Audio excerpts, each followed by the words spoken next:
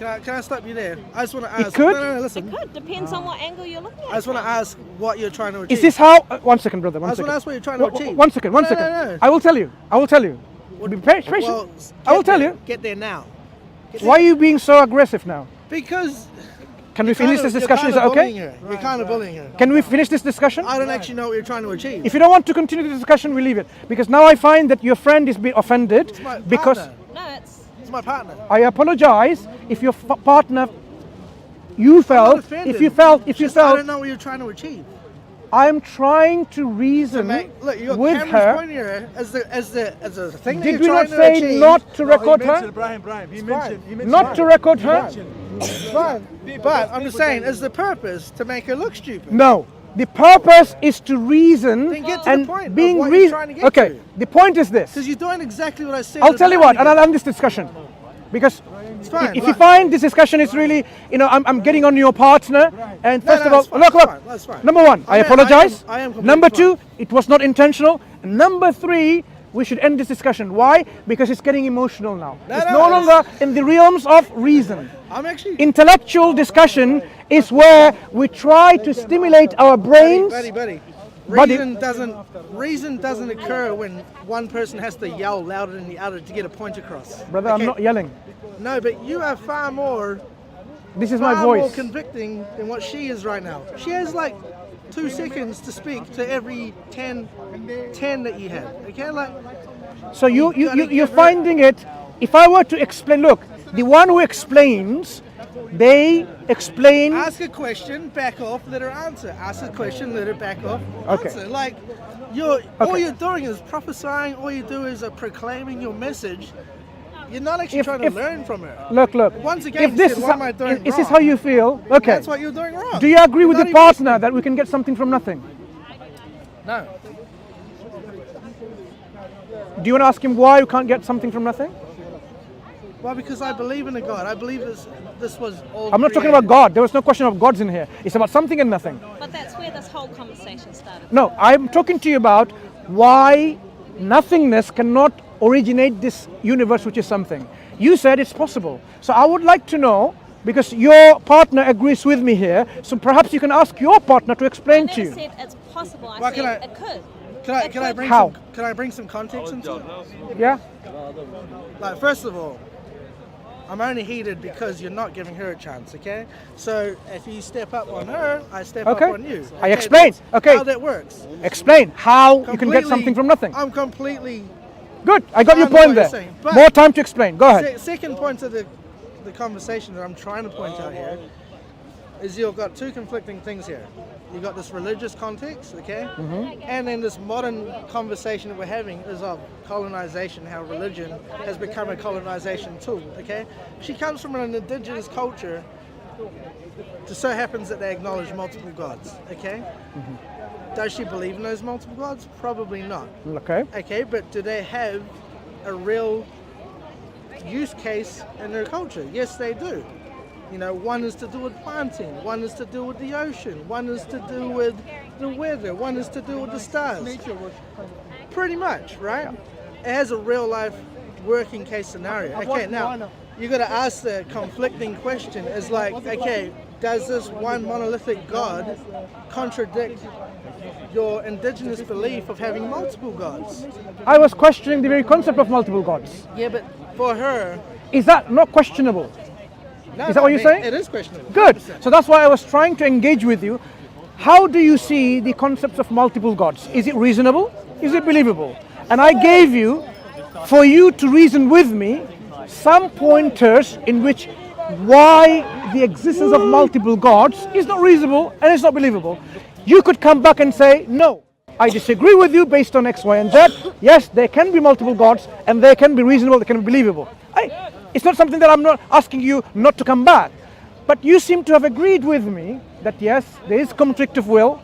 That's why there can only be one absolute God, one absolute being, a higher being. And then you are backtracking a little bit who the higher being is. You're saying you don't even know the relation between the higher being and the universe. So we come back to this universe, which we both agree with. Well, that's not backtracking. That's still, you're still able to acknowledge something without actually knowing the existence of that that being. Fine. But that No, being, it's there has just to be a somebody- relationship. It's like a relationship where a mother and father. Father leaves. You know you've got a father. Yeah. Don't know where he comes from. Don't know. Understood. Don't know who he is. It's the same context. I know that there's a higher being. Don't know where he comes from. Don't know who created him. What he stood for. What came after him. Other than me. Okay, so what's the relationship between this higher being and this creation? Because we want to know who created this creation. Is it this higher being? If you don't know, then let's talk about the creation and see who can actually create such a creation. Can this creation come from absolute nothingness? And the answer is actually no. Nothingness cannot create anything. Nothingness itself doesn't have the power to do anything because it doesn't exist. Nothingness is the absence of everything. So this universe could not have come from nothingness. Does that make sense? It would if I followed a religion. I'm not talking about religion at all. I'm just using human reason. You are human, I'm human. You have brains, I have a brain, and we are trying to engage with each other with these reasons and see whether... You see, when you go to work and study, you use reason. The job that you're going to go for next job, if you're ever going to go for one, you'd be using your reason. Does it say good salary? Is it a good company? Good reputation? Is it some... You'll be looking at all of these positives and you will try to avoid the negatives. You'll be using reason. You would reason in everyday life. So there's no fault in using reason because you do that anyway in your everyday life. The coats that you wear, the food that you're going to eat, the places that you're going to live in, you always use reason. You want to use the reason to get the best out of it. Use the reason and say, this universe, could it come from nothingness? And I just gave you what this nothingness is. So can it come from nothingness? No religion attached here. Nothing to do with religion. It's the understanding about something as opposed to nothing. And something emerging from nothingness. Well, I'll add Maoridom, okay? There is a creation story that is completely different to any religious context or religious story that was told. There's a creation story. What is that? So, in Māoridom, we do come from nothingness. In Māoridom, we do come from nothingness. So there's darkness, and then one of the gods, you know, all his siblings, his parents, they're together. And then out of the nothingness, he puts his legs up between his mother and father, separate them, and it comes light. So there was something already. So there was already something, rather than nothing. She said one of the gods. Yeah. So did that one of the gods exist before this nothingness? Well, that's what I mean. They called it nothingness. And that's why I said to you, it depends on how you view. But it the wasn't idea of nothingness that brought it. nothingness. But it wasn't nothingness that brought this universe. It was this gods. But like I said, it depends on the person's view that you're asking what the idea of nothingness is. Because to Māori, darkness is nothingness. Yeah. But I explained what nothingness is. Yeah, but You that's can- your idea of nothingness. Okay. When somebody says, oh, this is a banana, someone can say that it's a banana. But in real life, this is not a banana. So we are trying to be real in our understanding of reality. So if somebody says nothingness, we can't just say, oh, nothingness means 20 kilogram weight of a weight. That's not nothingness. They can define it like that, but that definitely is not nothingness. So we have to have a common ground in which we understand the reality as reality is, rather than someone's faulty description of reality. So if in your belief system someone described this umbrella is nothingness, I would say it's a faulty description. Well, who's to say that? And I'm not saying that, you know, I believe this or I don't believe this. Our ancestors But can be wrong. Who's to say that back in the time of the creations, that nothing, the word nothing, or the idea of nothing didn't have a different meaning? Then it wasn't nothing, then it was something else. Yeah, We but are using the that's- word nothing as understood yeah, by but nothing. That's the idea of nothing today. Who's to say that nothing didn't mean something else? Yeah, so it was something else then. So we have to be really clear in the words we use. If they meant nothing as something, then we would call, they didn't say that was nothingness, it was something. So that means whatever concepts they have, we have to take it as it was. So if they believe nothingness was something, then it wasn't nothing. Well, it wasn't nothing according to today's language. No, it wasn't nothing in terms of reality. That's what I'm saying. Reality. Look, language must be in conformity with reality. Otherwise, You can believe that you are actually now floating in space. You can believe in whatever you like, but that's not the reality. You're asking the question of nothing to a girl who was raised on the idea of nothing being the idea of nothing, meaning lack of life. But I explain what I mean by nothingness. I'm not referring to your cultural understanding, your religious understanding of But you're nothingness. also asking me to agree or explain something based on your idea of No, nothingness. based on the understanding that you and I can both have now, based on the reality. Well, not really, because we're not understanding it. Do you not live in the real going world back today? to- Do you not live in the real world? in the world today. In this real world, nothing, as I described, is absence of everything. Can you not work on that definition? Or do you say, oh, this is nothing? Oh, this is nothing. Oh, this is nothing. You get confused. It's just like saying. Then words have no meaning then. It's just like saying. You might imagine, spirit means cabbage. It's just like When it saying says love means potato. It's just like saying if somebody. The words have says- no meaning then. It's just like saying if somebody says something mean to you and you don't let it affect you, you're like, oh, it's nothing. No. Your partner earlier on says we need to speak with love and spirit and so on. Imagine somebody, love to them means potato. Spirit means cabbage. Then you will say like, what are you talking about? I have no understanding what it means. The words that we use in any interaction, any discussion, we must know what they mean. I'm speaking to you in English, but I cannot use a word. Imagine a same word is existing in my language. I'm trying to mean that word, and you think, oh, when I say me, you think it means me, mean I. But actually I mean something else. Then we can't have a communication. The communication will be failure. So we are using a model of communication called verbal language and non-verbal language, as you can see my hands are moving and so on, so that we understand each other, understand the reality as it is. So I am saying, you know what reality is. The reality, there is something, and opposed to that there is nothing. This definition is not hard to grasp, it's hard to believe, where nothingness means a concept in which there was absolutely nothing. From that, your partner agrees with me, and you perhaps, when you think about it a bit more, you will agree that from that kind of nothingness, nothing will come. Something will not come from it.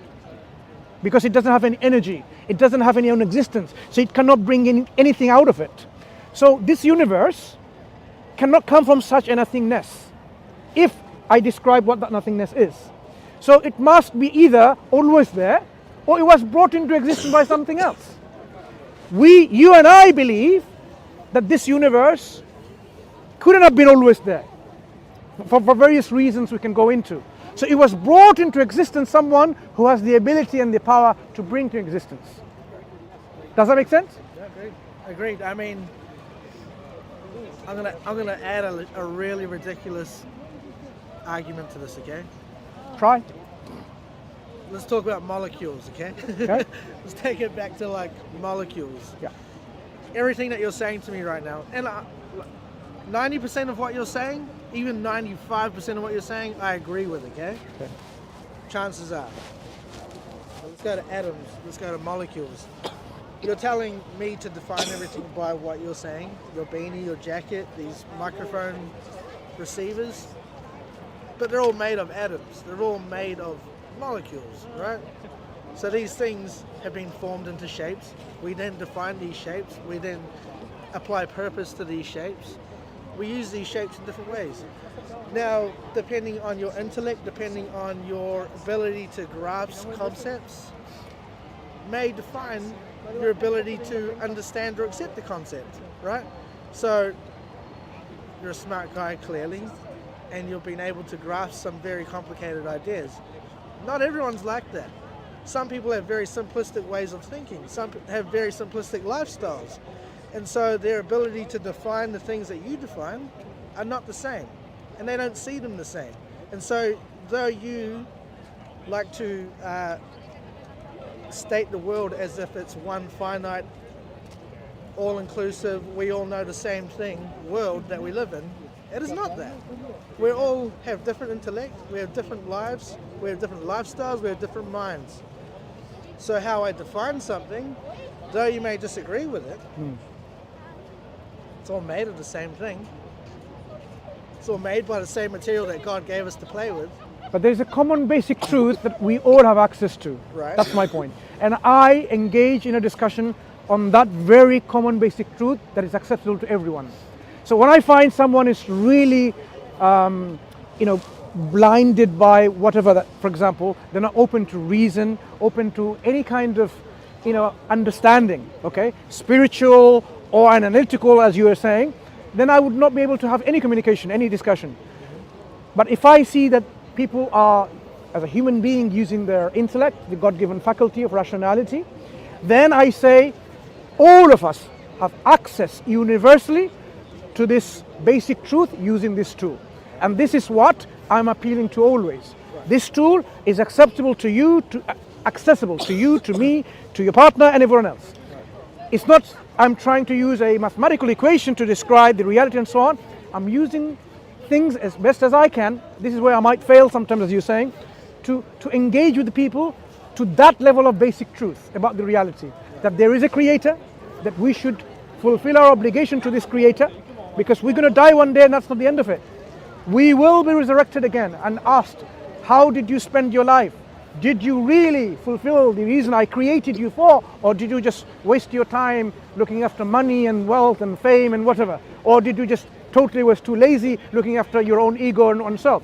So this basic truth about the essential destination that we are all going to go to, you might have different ideas, but it's something that we can all resonate with. But there is this life and we are going to die one day. That's for a fact.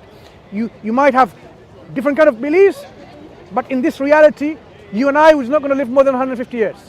No human being is able to live more than 150 years. So as we die, where do we go? This is where we say, this is where I want to point this out. The human mind has its limits of its speculative understanding. The human mind surrenders to revelation from our Creator. Our Creator, being just and wise and merciful, gives us guidance from Himself to understand who He is, who we are, why we're created here, what's going to happen after we die. And that's why He sent prophets and messengers. Oftentimes He gives them books, revelations, guidance, and tells them, this is what you're supposed to do. Follow this and you'll be successful in this life and the next life. As Muslims, we try to share this message, this truth with everyone else. It's up to the people what they believe in. Because at the end of the day, you'll have to account for your belief and your actions in the day of judgment that we believe in, that everyone will be accountable for what they have done. No one's going to get away. Do you think those people who have done so much wrong, so much injustice, and they die like a king, they'll get away? No. Every single human beings will be resurrected to account for what they believe and what they did. In that day, God, our Creator, the one and only, the absolute sovereign, will be the judge, and He will judge them fairly. No injustice will be done on that day. This is the message that we are trying to convey and share to the people. And we're saying Islam is that message from our Creator from day one of the creation of human beings. All the prophets and messengers in the past, they brought the same message. Jesus brought the same message. Moses brought the same message. So when we talk about Abrahamic faiths, they brought the same message of submission to one and only Creator. We call that submission, the state of submission, Islam. That's what the Arabic word means. Your sincere, willing submission and surrender of your will to the will of this one true Creator. Whoever does this, we call them in Arabic a Muslim, a submitter. That is what we are saying is what is the purpose of your life to be. To be a Muslim, to live a life of justice and fairness and kindness and so on. And then you die and you have the guarantee of God, the promise of God, that you will be in a life of eternal happiness, eternal joy. You'll be with your companions, with your partner, with your family, with your children. If they all believe in this. This is the success, the ultimate success of our own existence. Success is not getting, some momentary happiness here and there with marijuana and hashish and ganja, whatever. Success is saving ourselves from the eternal punishment of hellfire and entering ourselves in the ultimate abode of heaven, paradise, in which there is no grief, there is no sorrow, there is no pain, there is no misery. All there is contentment, bliss, felicity, peace, joy, happiness. That is what we should be aiming for, and this is what we're trying to share. So if I failed in any way in conveying this simple message to you, this is my failure. But at least if you, as you are, can take the opportunity yourself Open up the Quran. Have a read about it and see whether it resonates with you. Read the biography of Prophet Muhammad sallallahu alaihi wasallam, the final messenger of our Creator. See if his message, his guidance from God that he exemplified in his own life resonates with you. And if you think this is the truth, all you have to do is sincerely accept it. That's all. So I'm going to say this. I learned more from you in the last 5 minutes than in the past hour, okay? Because I learned from you to how to speak to you in your terms. You're communicating on the level that I'm asking you to communicate on now. I tried. And I that's all I'm appreciate. asking. I tried and I appreciate for teaching me that.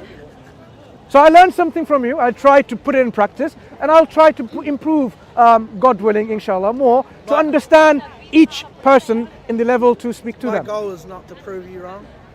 And I know your goal is not to prove, well, I hope it's not to prove me wrong. To establish the truth. Because whatever I say is not me. Okay, it's just the things that I'm taught. Yeah. And whether it's true or not, We want to all accept the truth. we'll find out one day. Do you agree right? on that? We all should accept the truth Find out one and day. follow the truth. Yeah, one day we'll all find out. That's for sure. But we don't want to be in a position where it was too late to find out that we were on the wrong path. Like I That's said, why the last 5 minutes, you found that place that you're supposed to go to, and that's when I really started to hear it. Okay, Thank you. and I appreciate that. Thank you. You take care, my friend. Okay? You too, brother. Thank you. Thank you. You take care.